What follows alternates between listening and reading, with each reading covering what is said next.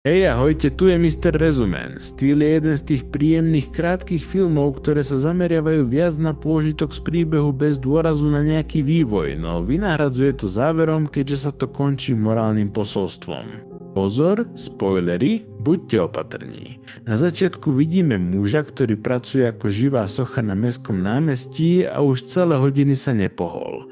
Nemôže sa pohnúť, pretože priamo pred ním na ňo bez prestania hľadí desivý a zatrpknutý zombík. Niečo sa začalo. Skutočná zombie apokalypsa a teraz sa rozpútalo peklo. Celé námestie je zamorené živými mŕtvými. Zombíci roztrhajú každú živú bytosť, ktorá zostala. Celé miesto je pokryté krvou, vnútornosťami a veľkým chaosom. Bez akéhokoľvek oddychu sa ten istý zombík naďalej úprene pozerá na sochu. Vydrží ako len môže, ale znepokojuje ho fakt, že 3 minúty nedýchal. Ak to takto pôjde ďalej, omdlie. Preto sa len veľmi nepatrne nadýchne. Časom vidíme, ako mu telo začína spôsobovať problémy. Nohy dostávajú krče, strpnuté ruky sa mu štrasú a čo je najhoršie, začína ho svrbieť nos. Znepokojený, kvapka potu sa pomaly klže po jeho spánku. Zrazu pláč a krik muža chyteného 2 zombíkmi na blízku spôsobia, že sa ten otravný zombík pridá k hostine.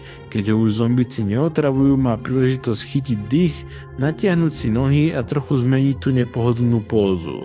Zatiaľ čo zombíci žerú muža priamo pri jeho nohách, nedokáže to viac vydržať a vymočí sa priamo pred nimi. Medzi tým zombíci trhajú svoju obeť. Krv a vnútornosti lietajú všetkými smermi a jedna z nich dopadne na jeho plece. V tej chvíli sa snaží nevracať, využívajúc všetku silu svojej vôle. Avšak nestačí to. Ústa sa mu naplnia zvratkami, ale hrdinsky potlačí nutkanie na vracanie a všetko prehltne. V výsledku sa cíti zle a aby sa rozptýlil, rozhodne sa upriamiť svoju pozornosť na niečo iné. Obzrie sa okolo seba a vidí, ako sú na tom jeho kolegovia. Šťastný klaun, Barti, bohužiaľ neprežil.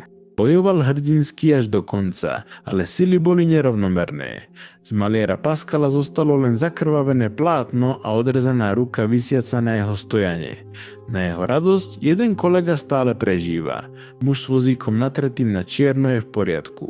Navyše, aby sa dostal z takej nepríjemnej situácie, pokúša sa utiecť pomocou pomalých a precíznych pohybov s vozíkom, čo sa mu postupne darí.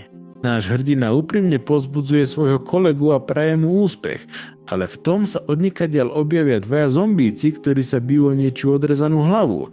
Hlava im vypadne z rúk a skončí vo vozíku hýbajúca a dávajúc posledné známky života. Bez ľudskej sily, ktorá by ho prinútila zniesť takú scénu, nešťastný muž nakoniec vracia.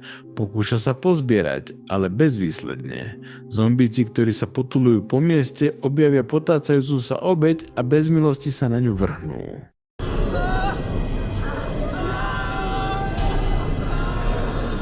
Keď muž vidí takú srdcervúcu situáciu, ktorá sa deje jeho kolegovi, bez iných možností vyroní sotva badateľnú slzu. Zatiaľ čo sa väčšina zombíkov venuje požieraniu jeho kolegu, náš hrdina sa rozhodne využiť situáciu na útek.